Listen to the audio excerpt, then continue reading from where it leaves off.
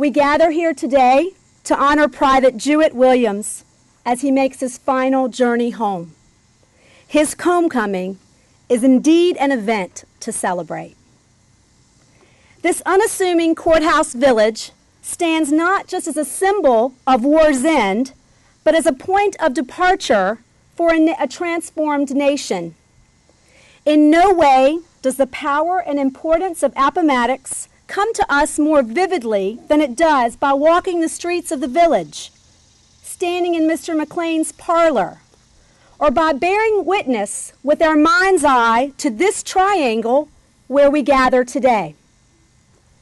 More than 150 years ago, on April 12, 1865, as a result of General Robert E. Lee's surrender to Lieutenant General Ulysses S. Grant 3 days earlier at the McLean House, the Confederate Army of Northern Virginia Infantry was required to formally surrender its military equipment. They stacked their arms one last time, making them eligible to be paroled and to begin their journeys home. The Confederate soldiers marched into this village to be greeted by the 1st Division of the Federal Corps, lining this road, the Richmond-Lynchburg Stage Road. 14 regiments, approximately 5,000 Union soldiers. One of those regiments on the road that day was the 20th Maine Infantry, and they stood along this section of road.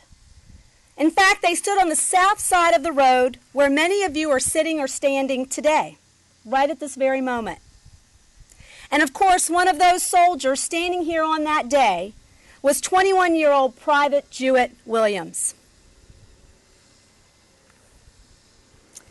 In a time when so many issues seem to divide us as Americans, here at Appomattox, we bear witness to the legacies of so many Civil War soldiers, like Jewett Williams, who produced the fiber that has yielded a special fabric that binds us together 151 years later.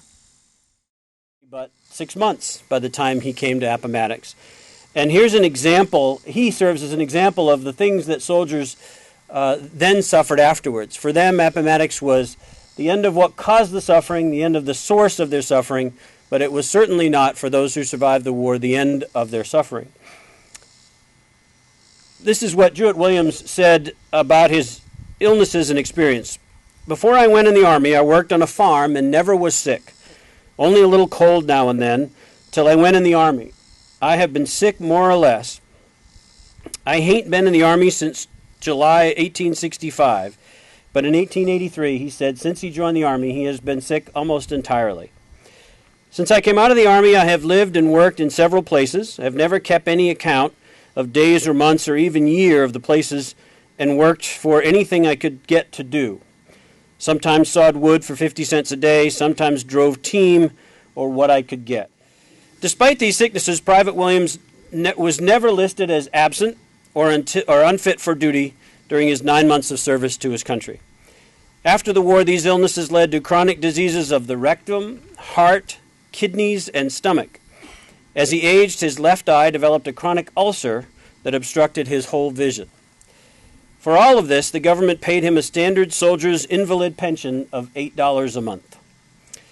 A laborer, Williams traveled originally from Maine and then left soon after the war, living in Michigan, Minnesota, Colorado, Washington, and finally Oregon in search of work. When admitted to the Oregon State Hospital for the Insane in 1922, records described him as a debilitated old man, 78 years of age. Quote, the records quote, has a general and severe arterial sclerosis with resulting loss of memory, has a hypertrophic prostate, has a bilateral inguinal hernia. He is not able to take care of himself and must have assistance all of the time. He does not see well and is almost deaf. He has no memory and does not know what he says. In short, he is practically listless. All of these years after his service, these are the kinds of things that Jewett Williams was suffering because of what had happened to him during the course of the war. Next month, we will hold the last funeral ever held for a member of the 20th Maine, and perhaps the last one for any Civil War veteran.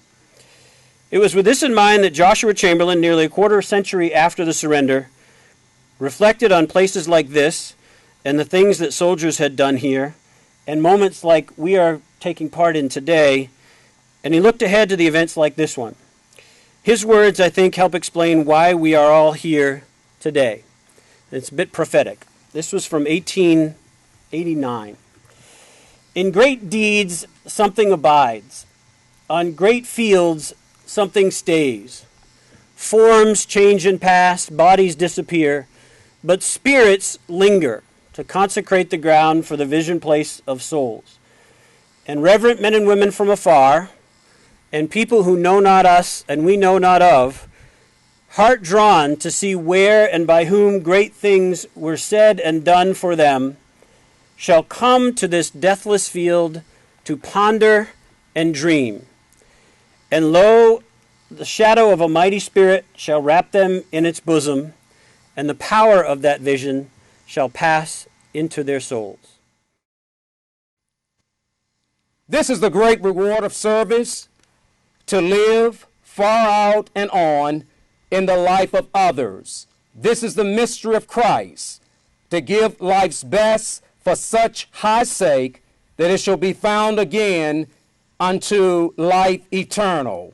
Joshua Chamberlain. And again, we thank Private Jewett Williams, Company H, the 20th Maine Infantry, for his service to our country, and may God bless the state of Maine and Virginia and these United States of America. Thank you.